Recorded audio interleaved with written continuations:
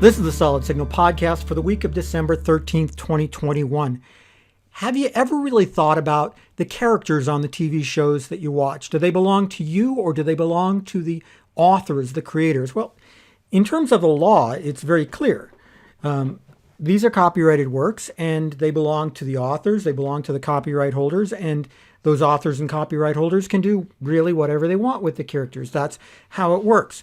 But I've argued a lot over the last decade that when something becomes really popular, there's some commitment that's required from the author in terms of making sure that the fans kind of are getting what they want. Not completely.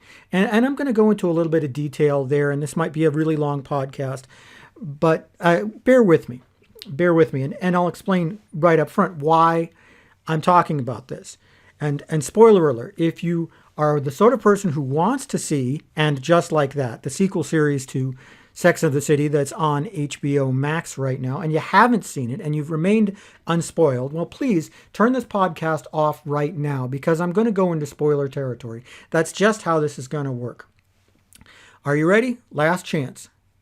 Okay, if you're still here, then we're going to talk about what happened on this show, honestly, and I'm not going to put spoiler tags around anything else.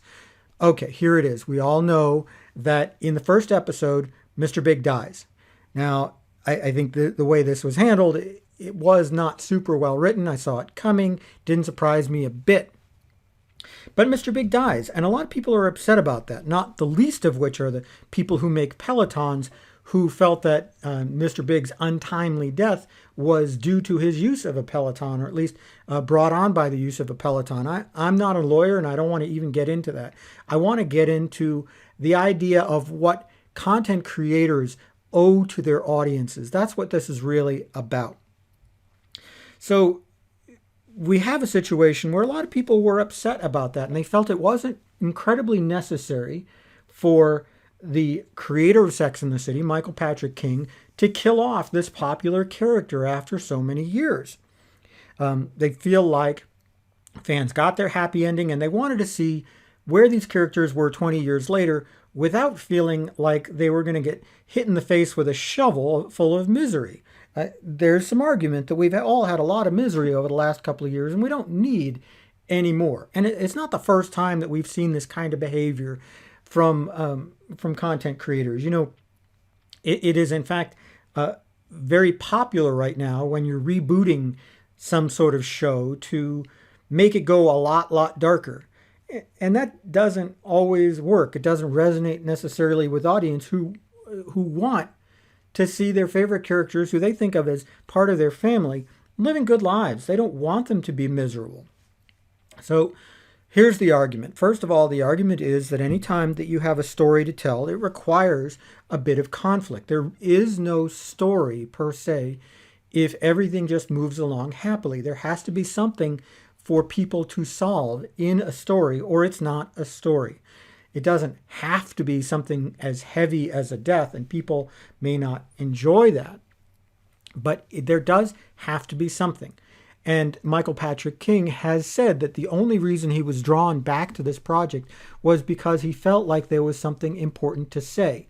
After all, these are now characters in their 50s and 60s.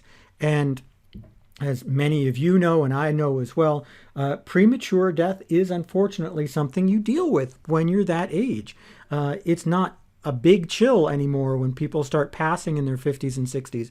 It becomes something that unfortunately you are all too well familiar with. And this just really mirrors that. It is logical to have said that a major character, or at least one of them, was going to pass away, because it would have been a bit disingenuous if they hadn't done something like that. But did they have to kill the guy off? Such a popular character, such a main part of it? No, they didn't. And this is the opposing argument, that something like a TV show that's super popular or a book that's super popular owes its popularity to the people who have become invested in it. That audience is a partner in what you're doing. And you can't, as a creator, you can't forget that. You can't forget that the people who brought you where you are and who gave you the success that they gave you. And If you are intentionally doing something that's going to make them turn on you, well, that is a problem. That is a problem that you're going to find when the fans just stop watching. I don't know if fans will stop watching and just like that. It's only 10 episodes, and most of them will hate watch even if they don't watch in any other way. But, you certainly have seen where shows have come back or had unpopular decisions being made, and fans turn away from it. The most egregious one that I tend to talk about is Stephen King's Dark Tower series, which is about 2,500 pages over 7 books. And the way it ends, I don't want to spoil it, but the way it ends made me so angry that I vowed at that point never to read another Stephen King book again, and I never have. I turned away from Stephen King because I felt that the way he treated people who committed to 2,500 pages of his books was disrespectful, and it was not in service of a partnership where fans make something popular, which then makes Stephen King a lot of money. But let's get back to And Just Like That. I've watched the first 2 episodes, as I'm sure many of you have if you're already this far along in the podcast, and you might have your opinions. I have my opinion that the first episode was totally unnecessary. The first episode did so much of the heavy lifting in such a short period of time that it really didn't make me want to watch the second episode. The second episode was better. It was a dark tone, of course, because of what it was dealing with, but I'm hoping that future episodes will get better. And I will say I've liked this show over the last been on for 24 years almost, and that's a chunk of time.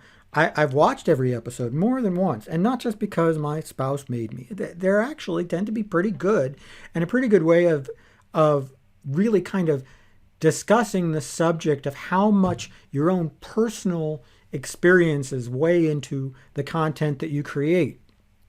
Something that, as you can imagine, is near and dear to my heart. Whenever I write for the Solid Signal blog or create this podcast or create a video, I try to do it with my audience in mind. I try not to inject my own personal political views. I try not to inject anything that's so incredibly off topic that it might be controversial, because I'm serving 2 masters here. First of all, of course, I'm serving a loyal audience of hundreds of thousands of people that I'm just very grateful have taken a few minutes to read something that I've written. It's an incredible compliment to me, and I try to think about that all the time. And I'm also serving, of course, Signal Group, the parent company of this blog, this podcast, our video channel, and solidsignal.com. And the purpose of Signal Group is to offer products and services. And the last thing that we want to do is turn anybody off. Why would we want to do that? And so I try to keep those things in mind. And the purpose of somebody creating something like And Just Like That is to encourage viewership and to create something that is good art, because it will stand up. And it doesn't mean you have to pander to people all the time, but create something that doesn't make the rest of your work look worse. And that's kind of what we're talking about here. All too often, we have seen where there have been sequels, either series or movies or something like that, that have made the original source material worse, not better. One sad argument is that Sex and the City 2, the second movie from Sex and the City, was just one of those. And that there really wasn't another Sex and the City product for a decade or more, because they did such a bad job of serving the characters, serving the story, and the way they treated the fans. But over and over again, you see this, where you just have, they just won't leave it alone, and they make it worse. And that's really, it's unfortunate, because I think that there are cases where the art is just better by having left it alone. And yeah, they're all in it for making money. And of course, you're trying to make money, so you're going to make another movie. And as long as people keep paying for it, then you're going to keep doing it.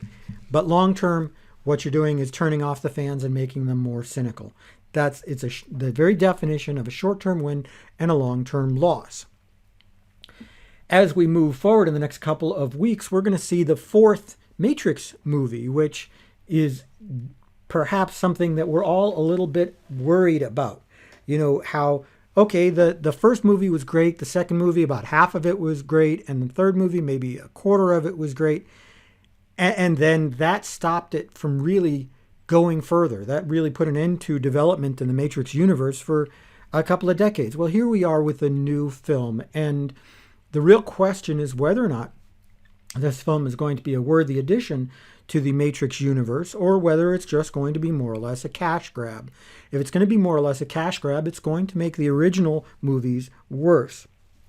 I personally, from what I've seen of it, it looks good. I want it to do well. I want to really be pleased by it. I have a huge amount of affection for the first movie, and even for the second and third movies, more than most people do. But I hope, honestly, that the creators of this film are respectful not just to the story that they want to tell, but also the story that the audience wants to hear. It's a balance, and it's a tough one too. You don't want to put in too much fan service. I think there certainly have been movies that have been way too heavy on the fan service, and they have gone far too far the other way, to the extent that they've also hurt the original source material. It's a tough one. I don't know what advice I would give to these people who are creating this stuff, but I do express my concerns. That's kind of what I wanted to talk about in this podcast, and I'd love to hear your opinions on these things. You know, I don't get that many comments on my podcasts across all the different ways that I syndicate them. I do get them, but then we're on Spotify, we're on Apple Podcasts, we're on Spreaker, we're on YouTube, we're at the Solid Signal blog. There are other places that were syndicated I don't even remember, because I try to get this out as much as possible. But the point is that with so many different places that were syndicated, I don't always see every comment. But let's try to get the discussion started, because I think this is a pretty good topic for all of us. And I'd love to hear your opinion on And Just Like That. I'd like to hear your thoughts about the upcoming Matrix film, or anything else you'd like to talk about at any place that you tend to get this podcast. Leave a comment, like, and subscribe. It always makes me look good to my bosses. And I will be back next week with another edition, probably a little bit more on topic, because, again, it's about serving a lot of different things, and one of the things we serve are the products and services at solidsignal.com.